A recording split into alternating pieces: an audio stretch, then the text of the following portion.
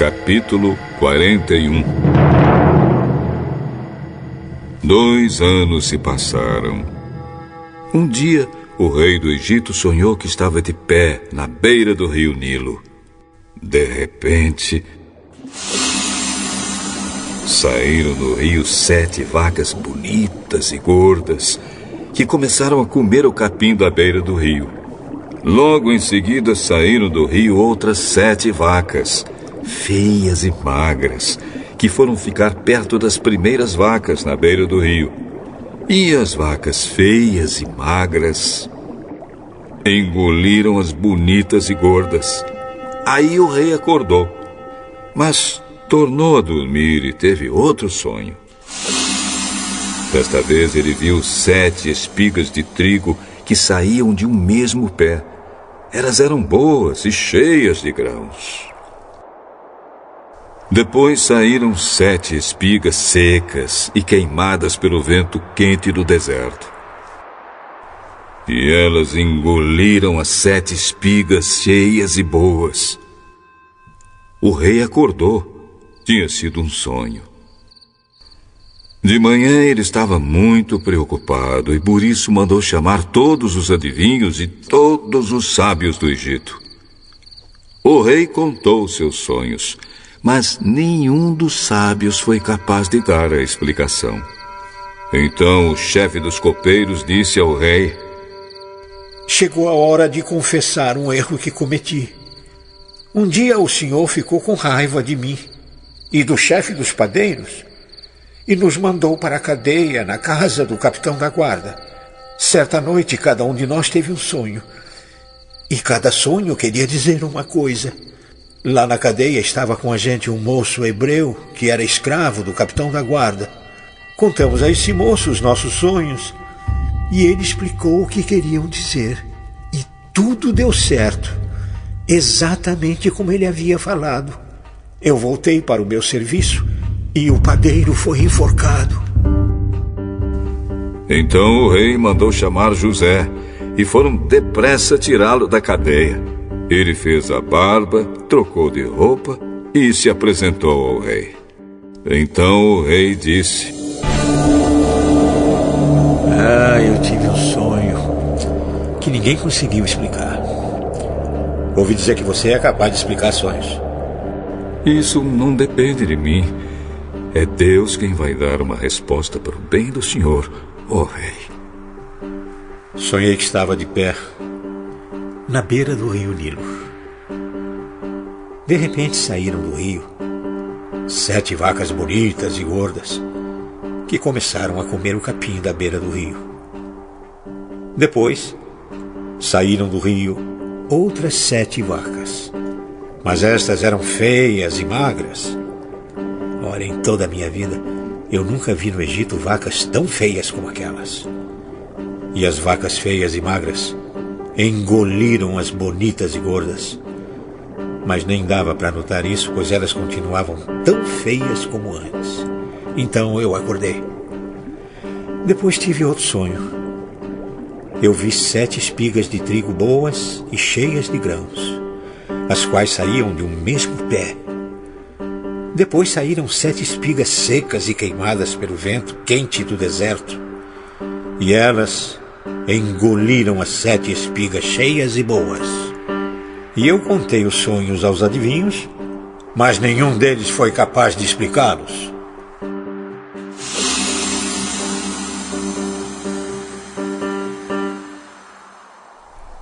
Os 2 sonhos querem dizer a mesma coisa. Por meio deles, Deus está dizendo ao Senhor o que Ele vai fazer. As 7 vacas bonitas são 7 anos e as 7 espigas boas também são. Os 2 sonhos querem dizer uma coisa só. As 7 vacas magras e feias que saíram do rio depois das bonitas e também as 7 espigas secas e queimadas pelo vento quente do deserto são 7 anos em que vai faltar comida.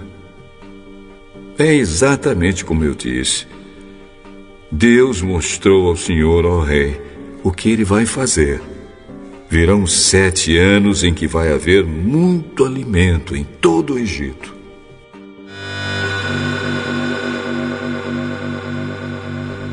Depois virão 7 anos de fome.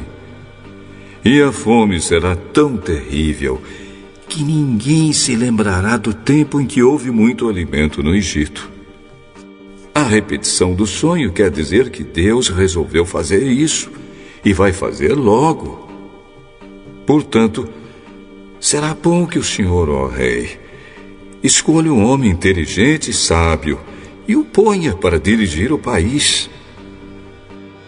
O rei também deve escolher homens que ficarão encarregados de viajar por todo o país para recolher a 5ª parte de todas as colheitas durante os 7 anos em que elas forem boas. Durante os anos bons que estão chegando, esses homens ajuntarão todo o trigo que puderem e o guardarão em armazéns nas cidades, sendo tudo controlado pelo Senhor. Assim, o mantimento servirá para abastecer o país durante os 7 anos de fome no Egito. E o povo não morrerá de fome. O conselho de José agradou ao rei e aos seus funcionários. E o rei disse a eles: Não poderíamos achar ninguém melhor para dirigir o país do que José, um homem em quem está o Espírito de Deus. Deus lhe mostrou tudo isso. E assim está claro que não há ninguém que tenha mais capacidade e sabedoria do que você, José. Você vai ficar encarregado no meu palácio, e todo o meu povo obedecerá às suas ordens. Só eu terei mais autoridade do que você, pois sou o rei. Neste momento, eu o ponho como governador de todo o Egito. Então o rei tirou do dedo seu anel sinete e o colocou no dedo de José. Em seguida, mandou que o vestissem com roupas de linho fino e pôs uma corrente de ouro no pescoço dele. Depois fez com que José subisse no carro reservado para a maior autoridade do Egito, abaixo do rei, e mandou que os seus homens fossem na frente dele gritando: Abram caminho! Assim, José foi posto como governador de todo o Egito. O rei disse a José: Eu sou o rei, mas sem a sua licença, ninguém poderá fazer nada em toda a terra do Egito. O rei pôs em José o nome de Zafenate-Paneia e lhe deu como esposa Azenate, filha de Potífera, que era sacerdote da cidade de Heliópolis. José tinha 30 anos quando entrou para o serviço do rei do Egito. Ele saiu da presença do rei e viajou por todo o Egito. Durante os 7 anos de fartura, a terra produziu cereais em grande quantidade. E José ajuntou todos os cereais e os guardou em armazéns nas cidades, ficando em cada cidade os cereais colhidos nos campos vizinhos. José ajuntou tanto mantimento que desistiu de pesar, pois não dava mais. Parecia a areia da praia do mar. Antes de começarem os anos de fome, José teve 2 filhos com sua mulher, Azenate. Pôs no primeiro o nome de Manassés e explicou assim: Deus me fez esquecer todos os meus sofrimentos e toda a família do meu pai. No segundo filho, pôs o nome de Efraim e disse: Deus me deu filhos no país onde tenho sofrido. Então acabaram-se os 7 anos de fartura no Egito. E, como José tinha dito, começaram os 7 anos de fome. Nos outros países o povo passava fome, mas em todo o Egito havia o que comer. Quando os egípcios começaram a passar fome, foram pedir alimentos ao rei. Vão falar com José e façam o que ele disser. Quando a fome aumentou no país inteiro, José abriu todos os armazéns e começou a vender cereais aos egípcios. E de todos os países vinha gente ao Egito para comprar cereais de José, pois no mundo inteiro havia uma grande falta de alimentos.